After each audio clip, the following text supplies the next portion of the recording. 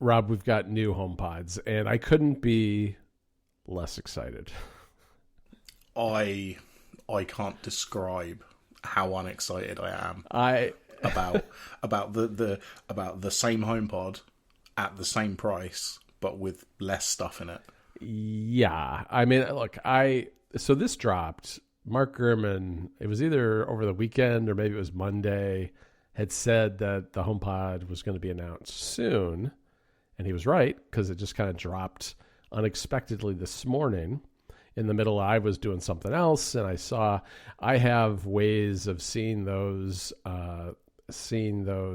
press releases come out before you can find them on the website. Like I get the URL because I use like the Is the App Store Down service, which is a really handy service if you're into that kind of thing, because those alerts will come to you either by email or, they also have a Twitter account if you're still on Twitter, that you can get those alerts, and I see them out of the corner, and I have those like prioritized of all alerts of whatever kind I got it coming through Twitter and email, and so I see them right away, and I opened it up, and there it is, and I look at it, and I was like, that looks awfully familiar, and I start reading through the press release, thinking, all right, this is all software changes.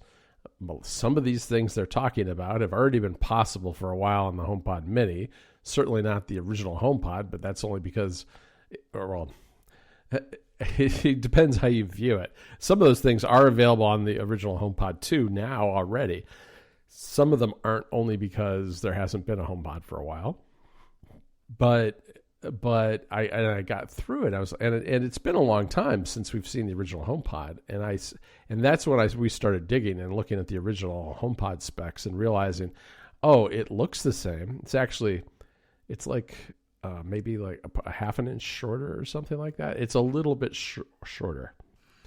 Yeah, I'm just having a look. So it's 6.6 versus 6.8 inches. Yeah, so it's it's very close, but it is smaller. It has fewer tweeters, fewer microphones in the microphone array, and I guess the from what I understand, the tweeters are a different variety as well. Although, so jury is out on how this thing will sound compared to the original HomePod. Chances are probably not quite as good, given that it's less stuff inside. But who knows? But there are some things that are coming. I think that there's a removable cord from this one. I got people excited on Mastodon about that, because when you go to, how there's always a section in the text box, in the tech specs, that says what's in the box. One of the things listed in that list was a power cable. And that was not true with the original HomePod because it was attached. Now, there was a way to get it out, but it wasn't like made to be removed. And so this is probably like a USB-C thing, I would think. Whether it comes with a power brick or not, who knows? They don't always. I think the Mini does though, so I wouldn't be surprised if it does come with a brick. But it just said power cable, and maybe I think the power supply was built into the original HomePod, so maybe it really is just a cable that plugs in without any kind of brick. But in any event, there's that. It's a Matter controller now, which the original one isn't. The original one can be a Matter controller, but it doesn't have a thread radio, and this one has a thread radio. So it's got like all the stuff you want to have it be a full-on Matter and thread compatible home automation controller, which is good if you need one of those, but no different than like a Mini, for instance, a HomePod Mini, or many other devices you can get, from Google and other places. It has, what does it have? It has a temperature and humidity sensor. Sure, why not? That has been true in the Mini since the beginning, and it's never been activated. And with a software update next week, that's going to be activated, which is kind of interesting. Yes, so this is something I know I heard Federico talking about on Connected, and something that we've always thought was really weird was that the HomeKit APIs permit you to trigger automations on HomeKit devices based on thresholds on sensors. So, once it hits 25 degrees or 50% humidity, whatever it happens to be. That's part of the API, but it's never been possible to do in the Home app. Instead, you had to go to something like the Home Plus app. There's some third parties that have been able to do it, and they would actually do it with APIs built by Apple, but never implemented by Apple for its own stuff. Very bizarre situation.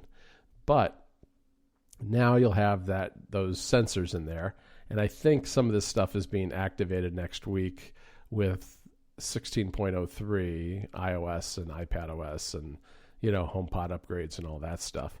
Some of these features are coming to the original HomePod too. There's a new tone, like a chime when you control something that isn't visual. For instance, as opposed to your lights, which it's pretty obvious whether your lights came on or off if you're in the same room. But if it's something like turn my thermostat up 2 degrees, you have no idea whether that actually worked unless there's some sort of chime confirmation. So there's that. There's some new sound recognition stuff where it can recognize smoke alarms and carbon monoxide detectors, the alarms on those things. And so it's an accessibility feature for people who can't hear those things, but you can also anybody can implement them. Like if you want to get notifications on your phone, for instance, if you're away from home and your fire alarm goes off, good to know, so there's that. But by and large, it's not really much different. It's kind of uninspired, if you ask me. Yeah, I mean... And it's $300. For me, right, like I saw this and, the original one came out and I didn't buy it at $350. And then they dropped it to $300 and I didn't buy one. And then they killed it. And I still, I didn't buy one then either. And I'm not going to buy one now. Yeah. I mean, so eventually you could get them pretty regularly for about $250 in the US. Mm-hmm. And I had an original one from back when they first came out. And so I did get a second one as a pair. And that's currently what I'm using as my TV speakers in my living room. And I do like them. They're very good. They sound great. I know a lot of people whose original HomePods don't work anymore. I hear that a lot on our Discord, the Mac Stories Discord for the club. And I know Stephen Hackett has had 2 out of his 3 that he owned die. Mm-hmm. And so I've kind of been waiting for mine to die. So it's a good thing in the sense that now if I wanted to replace one of those with another HomePod, I could. But I actually think at this point, since they're being used for my TV, I would probably just get a Sonos soundbar at this point, I think. Yeah. Yeah, that's definitely I've had some conversations in a Slack today about the exact same thing. I don't know this. You've listed a bunch of stuff there that is new, and I guess that hoping that people are going to be excited by sound recognition and stuff like that. That's great if it's an accessibility feature, but there's nothing here really. I feel like it almost feels like they sold all the HomePods that they could. And the only people who are going to be buying these are going to be just replacing the ones that have broken for inexplicably, right, even though it's only a few years old. Right. And I mean, and you got to remember too that a lot of these features are coming to the Mini too, which is much more affordable. Like, they have those same sensors in them. So, they're going to have that. And some of these features are going to come to the original HomePod. It's not like you need to buy this to get all the features. There are some things that the original doesn't have, like a Thread radio and stuff like that. So, I mean, and there are people who've never bought either and probably want something more that has more sound, can fill a room better than just a mini can. That makes sense. But I was hoping for something maybe more like a soundbar with an Apple TV built in or something like that. Something a little more, a new form factor, maybe something with some more interesting features built into it, because around Christmas time, the thing I got myself for Christmas was a Sonos Move speaker, which is very much like an original HomePod. It's in the sense that it's more oval, but it's roughly the same size, costs close to the same amount of money, but it has a giant battery in the base and a handle on it, and you can carry it around, and you can take it outside because it's water resistant. And that's kind of nice. I got it mainly so we could have it out on our balcony in the summertime and listen to music outside. And it's not so portable that you would like carry it around with you down the street because it's 3 pounds. But it's easy enough to move from room to room. You know what I mean? If you want to have it, and I can toss it in the kitchen and listen to it while I'm, making dinner or something like that.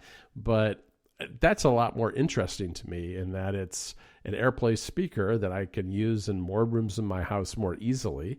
And it's somewhat water resistant and has a battery in it that lasts quite a long time. So, yeah, something like that too. Something similar to that would have been kind of interesting as well. But have this, which is really just kind of a retread for $50, basically picking up the price where the last HomePod left off. Yes, technically $50 less than when it debuted, but still more expensive than you could buy it at Best Buy or Amazon when the thing was finally killed.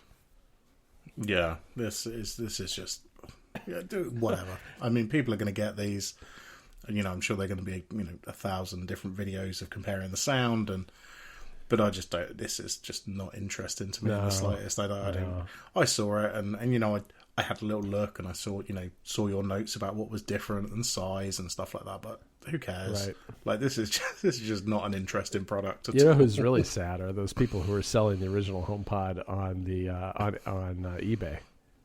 I just opened up eBay to see what the going price is now. if it's dropping. Oh yeah, there aren't as many on here as there used to be. No, I can't imagine there is. But there was a great story on 9 to 5 Mac that I think Zach Hall did a month or two ago when there were rumors of this, and he looked on eBay and he collected a bunch of photos of HomePods that had been abused by their owners and were like incredibly beat up or dirty, and they were so gross, some of them. Yeah, especially the white ones are. They get to those. Really, yeah, they don't age well. I don't think. I'm glad I didn't go with white ever. Yeah, we've got one of the. I wanted to call it a space grey, but it's like a light grey material Echoes. Right. And that was in the kitchen for a while, and we're not dirty people. I wasn't like rubbing dirty hands all over it, but that does not stuff in the air. That does not look nice now. Yeah, I'm sure. Oh man. Oh boy. Yeah, wow. From one slightly sad thing to more sad things. Yes. Like, Twitter completely killed most, not all, but most third-party clients. It's gone. Tweetbot's gone. Twitterrific's gone. I'm sure there's a bunch of others that I don't know about. Yeah, there were quite a few, both on iOS and on Android, and I've got a theory about why it's not all of them, and I want to run it by you and see what you think as a developer, which is there are a whole bunch of Twitter apps that aren't Twitter clients. They are things used in the advertising world for people who are like social media managers and that kind of thing, and if Twitter killed those, they would lose even more advertisers, and the advertisers would have freaked out. And my assumption is that Twitter does not distinguish what kind of app is using its API. So all it can really do is go through a list one by one, starting with the one that's using, maybe making the most requests of the API, and kill them off one by one. Does that sound plausible to you? I mean, that sounds absolutely plausible. You're right, because you can't, the kind of things you're talking about is like Buffer, Sprout Social. There's a bunch of these like these management. Hootsuite and Typefully and all these things. Mm-hmm. Yeah, I think you're absolutely right. I think they went after, and it's always been strange that we've both used Twitter for 10, 12 years. I've never seen an ad. Right. I've never seen an advert in my Twitter feed, because I used Tweety to start with, and then it was Tweetbot, and there was there's a whole bunch of other Twitter apps on iOS and on the Mac. I used Tweetbot there. Like, we've never seen adverts. Like, we just don't use the official app, and yet so Twitter was making no money off of us at all. Yeah, fine, we tweeted and that's content or whatever, but they were never directly making any money off of us because there was no advert. So from a business standpoint, it makes sense to kill them off. The way they did it sucked, but I kind of understand why they needed to do it. Yeah, I'm not surprised that they did it. I am. I was very upset with the way it was done. I thought it was very poorly handled. I mean, it was really disgraceful the way they did that. I mean, to me, they burned their bridge with ever being able to work with third-party developers ever again on any scale. And I would not be particularly interested in continuing to work with Twitter if I were one of these other apps that wasn't cut off, even if it's like one of these social media manager apps. But I mean, so yeah, the last Thursday night, it just stopped working. And what it did is it logged people out of the apps. So you couldn't see anything. You couldn't even see like the old tweets. It's not like tweets just stopped coming in. You got completely logged out of the app, out of the service on the app, so that it was just a shell.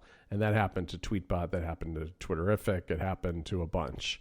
And that happened on a Thursday night, U.S. time. And it was just yesterday, as we record this, that Twitter had some very vague and incomprehensible tweet about how they have been enforcing longstanding API rules, and as a result, some apps may not work, which is not really an explanation other than it is confirmation that it was intentional, which was already pretty well documented by the fact that the Information, which is a website, got hold of some Slack messages to that effect, internal Slack messages from Twitter, and Paul Haddad at Tweetbot had used an old API key that they had, an unused API key that had much lower user limits on it, and swapped it in for the old API key that had been turned off, and voila, Tweetbot came back to life for a few hours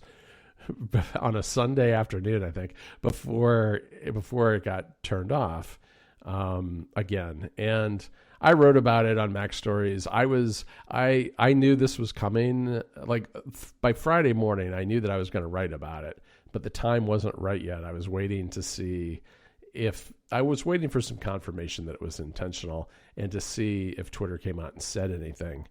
And when they didn't, but then it was also clear that it was intentional. Sunday morning, I wrote something about it and posted that, which was a little bit of it was 2 paragraphs of news, and the rest of it was kind of a look back at the importance of third-party clients to the service itself and why that made it such a terrible thing to do it the way Twitter did it. Yeah, I mean, again, this has been said a million times, like, us users of third-party clients are such a small amount of Twitter's users. The business case to worry about keeping us on, given that probably a significant portion have already left of their own volition already, and from a business standpoint, it's almost unusual that Twitter, which is a fairly big, well-known social media site, does allow third-party apps. There's no third-party apps for Facebook, Instagram. The likes of Pocket or Instapaper for the most part. Like, there isn't really third-party apps for a lot of these services. So Twitter was kind of unique in that way, that we had such a huge selection of apps to choose from. Right.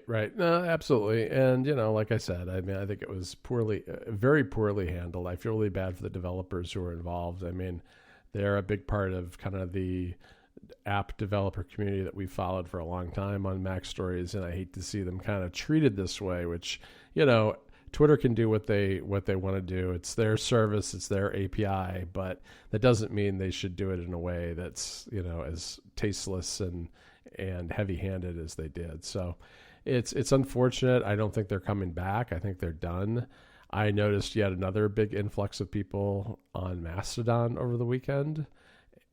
And I also had what I was really kind of, I guess, the first big test of our Mac Stories Mastodon server, because our posts on that article went effectively, well, as viral as I've seen anything go viral on Mastodon, which is to say that I was getting like 20 to 25 notifications a minute for hours on a Sunday, which is really super unusual. And by the end of the day, it was in the thousands, and that was my account, Federico's, and the site's account. And I had Alex take a look at the stats to see it. You could see it. I mean, we never soaked up more than like 35% of the memory, which was good, but it was definitely a big bump compared to, the normal usage of our server. And but that's because a lot of people were really upset, and I think it probably struck a little bit of a chord with them, but because it's just not the way that developers or users, for that matter, really should be treated. No, I mean it's so.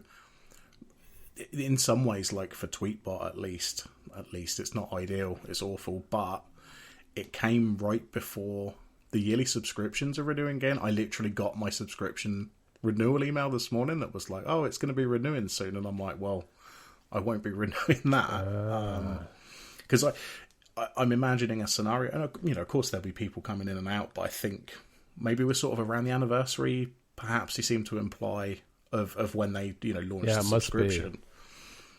Can you imagine a scenario where people have just paid for that subscription for a year, and then a month later Tweetbot stops working like that? That would be such a mess for Tweetbot, for Apple support, with people asking for refunds. And it's something that big, I'm sure Apple would step in. They have done that kind of thing before, where they're just like, "Oh, we'll just refund all the payments and be done with it." But yeah, I mean, it's just a crappy situation, and Tweetbot was such a good app.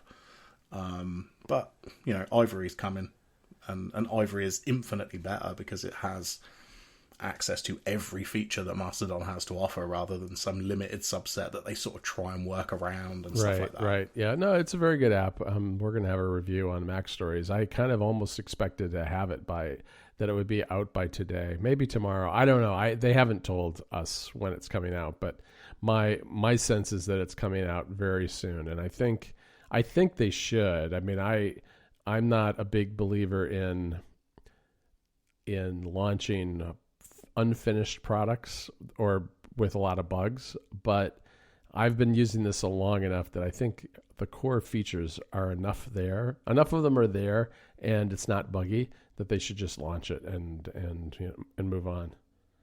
Absolutely. I mean, from my point of view, there's two features that I know I'm missing. I know they have they've got a hefty list on their website, but the two I'm missing is showing image alt text, which most Mastodon apps do, where you open the image and it sort of shows that.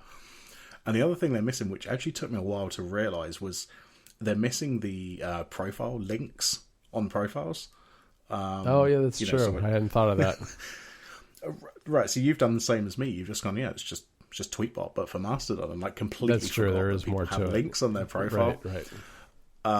So those are the profile one is probably a bigger problem, or not problem, but it's the thing I'm missing the most. But like you say, I think they're gonna. I think they're, and you're right. I think they should, because people will give them money. Exactly. I think that they are handling mutes differently. Like maybe it's their own internal system instead of the Mastodon one, because I'm pretty sure that if you mute someone on Ivory, they'll still show up if you're on the Mastodon website, for instance.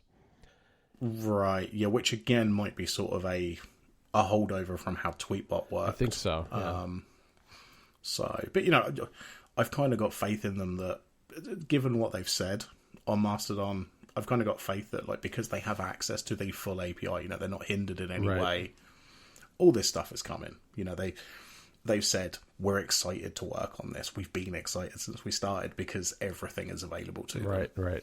Yeah. No, well, I hope it works out for them. I mean, I'm looking forward to, use it. It's the app that I've been using the most. I'm hoping that they'll get the Mac app out at some point too.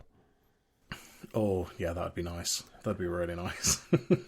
So, should we finish up, Rob, by talking about the series premiere of The Last of Us, which came out, I guess it was, Sunday night, U.S. time at least? Mm-hmm. Yeah, so it was Sunday night U.S. time, so I got to work, 9 o'clock, 8:30, 9, and immediately downloaded it ready to watch when I got home. I don't think I've been this excited about a TV show for a long time. I mean, the games, I love the games. They're probably my favourite games of all time. And even just the story on its own I've always thought like the story is one of the best stories I've ever seen, even ignoring the gameplay. So for them to bring it to a TV show that is going to be, approximately the same sort of length as a playthrough of the game is like, right, okay, so they've got plenty of runway to explore all the different bits of the show, of the series, and this show is just incredible. It's one episode, and I'm like, this is some of the best TV I've ever seen in my life. I was very surprised that it was an hour and a half long. I wasn't expecting almost, like a movie length opening episode. And you're right. I thought it was really, really fantastic. It immediately reminded me of the game, those early scenes. I think like, especially the car scenes for some, I guess because it's been a long time since I played. Don't you have to drive around in the beginning of the game? Like you do that scene, where they're driving the truck from the house through the town. Like that is almost like a shot-for-shot remake of what you do. That's what I thought, because it really, when I was watching that, I was like, oh, I feel like I'm playing the game again all of a sudden. Yeah, I mean because there's two parts to that, and I haven't played it for a while, but there's two parts. Obviously, you play Joel in the game, right?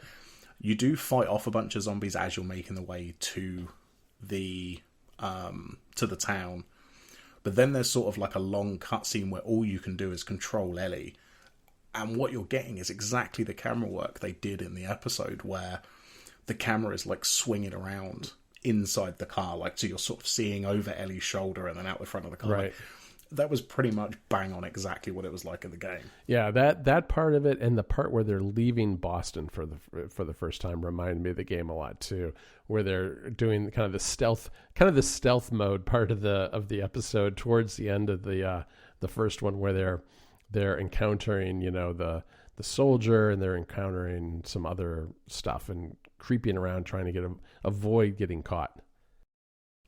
Yeah, and I think one thing that I hadn't really thought of, is that because it's a video game, like you see somebody get shot, there's a zombie, whatever. Like, yeah, it's a very immersive game, but it's like it's a video game. Mm-hmm. There is something about live action, and partially because they did such an incredible job. It's horrifying. Like, you only see one infected person essentially, sort of close up on the first episode. And it's just some of the most horrifying visual effects I've ever seen. Oh, I know. It was really nerve wracking. Yeah, I thought it was really well done too. It was really good. And do you know how many episodes there are supposed to be of this? I think it's 9. Okay. So we should be looking at, depending on length, sort of 10 to 11 hours. Which, funnily enough, the game is about 12 hours of playthrough. Mm-hmm. If you sort of play on medium and you collect a few bits and stuff like that. So even in my head, I can sort of imagine how they're going to split the episodes out. But I kind of like that we're getting extra stuff as well. So like the whole section with his daughter at the beginning, the first 20 minutes, like that's not in the game. Right. You don't see any of that.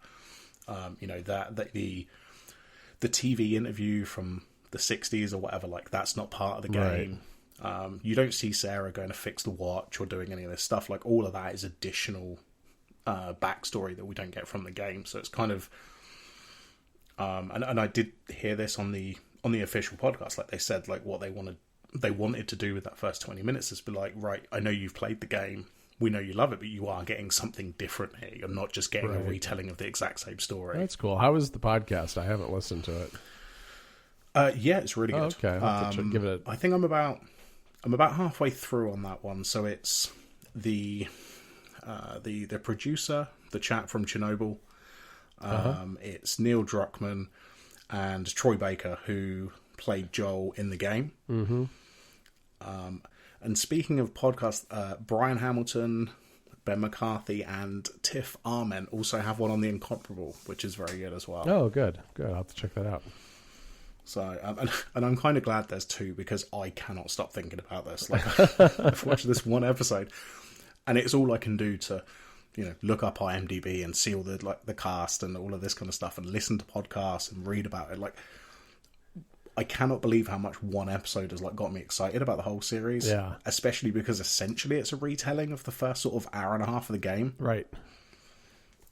So yeah, I'm really excited for this. Yeah. So does that mean you're going to dip back into the game too, do you think? Yeah, I've been waiting for a price drop on the PS5 remaster. I don't think I'm going to be able to hold out much longer. I think I'm just going to end up buying it. My guess is, with the show going on, they're not going to drop the price for a while, I think, Rob. You know what I mean? No, I don't think they are, and I think I'm just going to have to buy it and play it because I just can't get enough of it. I mean, like I say, it's been my favourite game, both of them really, for since I've played them, and yeah, to get a TV show that is, it's big budget, they're really putting a lot of effort in. It's got Neil Druckmann, who was the director on the original game, and then he was involved in the second game. It's like, I don't think there's ever a more perfect combination to like convert a game to a TV show. Yeah, and I mean, boy, there's such a bad history of trying to convert games into movies and TV shows. It rarely works well, and this is different, though. I think quite a bit different. This is different, and this is a very it's a show for adults. You're not going to show this to your 10-year-old or something. Right. And compared to something like Sonic or even the ridiculous Super Mario Brothers movie, and the ones that have been successful, like Sonic, is a good example where people actually like that. I wouldn't really call that a game adaptation. It's literally just, here's a guy from the games that you know, and it's a weird movie. So yeah, and usually I would binge a show as well. I'd just wait till the end. This I couldn't wait. I was like, no, I'm going to watch every week. Yeah, no, I'm afraid that if I waited, then I'd hear too much because it's everywhere. Everybody's talking about it at the same time. So I even though I know the story basically already, I am going to watch it every week. I think probably not on Sunday nights. Probably like a Monday or Tuesday thing for me. I think I just watched it last night on Tuesday night, and that worked pretty well. So I'll probably do that as well. I think I am going to dive back into the game too. I haven't yet, but I have that remaster sitting on my PS5 and I haven't touched it. So I think it's time to do that. Yeah, definitely. I would say it's kind of hard because I kind of I already know the story, but I think based on what I've seen of the show so far, I think if you haven't played the games, so or maybe you don't know the story or whatever, I still think you'll enjoy this. I think so too, because it's been a long time since I've played. I've both played some of the game and seen my kids play even more of it, but it was a long time ago now. I mean, this game is not a new game by any stretch, and I still, I still feel like I got a lot out of it. I mean, it was familiar for sure, and I had a general idea of where the story was going, but I feel like I got a lot more out of watching the TV show, even though I'd already seen the plot of the game. Cool. All right. Well, we'll come back in a couple of weeks. Yeah, sounds good. At least by then we would have had 2 more episodes. Nice. I can't wait. We'll make it into a. You know what you can do? We can make another Last of Us podcast, and then you can re-listen to it, so you have even more Last of Us content. Okay. All right. Amazing. All right. Speak to you later. Bye.